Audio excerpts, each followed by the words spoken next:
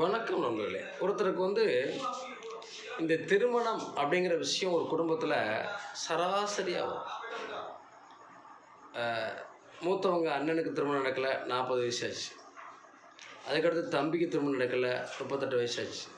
அதுக்கு அடுத்த தம்பி தங்கச்சிக்கு திருமணம் நடக்கல, 32 வயசு ஆச்சு. இப்படிலாம் சொல்லுவாங்க. இது நமக்கு பார்க்கும்போது ரொம்ப கஷ்டமாக இருக்கும்.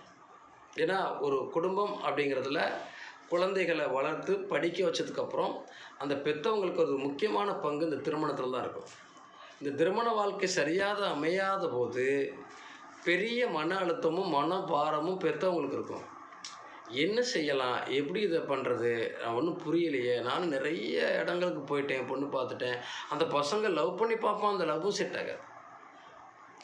கடைசி வரை அந்த மாங்கல்யத்தை எடுத்துருக்காரு. திருமணங்கிற ஒரு விஷயம் நடக்காமல் 48 வயசு வரைக்கும் இருந்துருக்கு. நல்லா படிச்சிருக்காங்க, நல்ல பொருளாதாரம் இருக்குது. ஏன் இந்த குளறுபடி அப்படிங்கிறது அவங்களுக்கே புரியாது.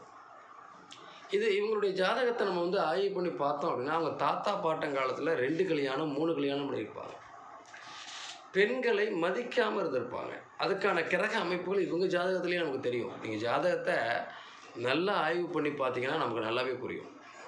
தாத்தா பாட்டங்காலத்தில் கேட்டு ஆமாம் 2-3 மனைவி இருந்துச்சு, எங்கள் தாத்தாவுக்கு இருந்துச்சு அப்படிலாம் சொல்லுவாங்க. நல்லா வாழ்ந்தாங்க, நல்லா இருந்தாங்க அப்படின்னு. பெண்களை மதிக்க தவறுறாங்க.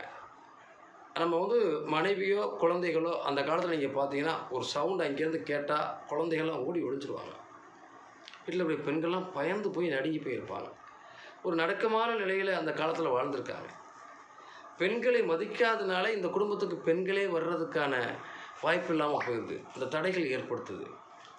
அப்போ திருமண தடைகள் என்பது இந்த 7ஆம் இடம், 8ஆம் இடம், 2ஆம் இடம், இதில் ஒரு பெரிய பாவக்கிரகங்கள் இருந்து அந்த கிரகத்தினுடைய அதிபதிகள் போய் நீசமாகி பலமளந்து போகுது. பூர்வ புண்ணியங்கிற இந்த 5ஆம் இடத்துல 3-4 பாவக்கிரகங்கள் சேர்ந்து கூட்டணி போட்டிருக்கு. அந்த 5ஆம் இடத்து அதிபதி நீசமாகி இருக்கு. இதனால் அந்த பூர்வ புண்ணியத்தினுடைய அருள் நல்லா இல்லாதனாலையும் குலதெய்வத்தினுடைய அருள் கிடைக்காதனாலையும் திருமண வாழ்க்கையில் நிறைய பாதிப்புகள் இருக்குது.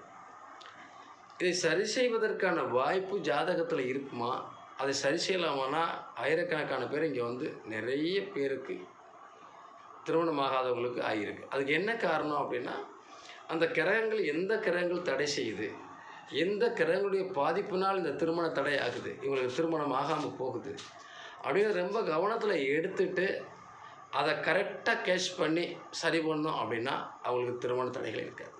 கண்டிப்பாக திருமணம் ஆகிடும். நிறைய பேருக்கு சின்ன பரிகாரமாக இருக்கும். ஒருத்தரெல்லாம் பார்த்திங்கன்னா நிறைய பண்ணி அவங்க ஓஞ்சிட்டாங்க. ஒரு 7 வாரம் விநாயகருக்கு மட்டும் சரிதங்க உடைக்க சொன்னோம். சனிக்கிழமை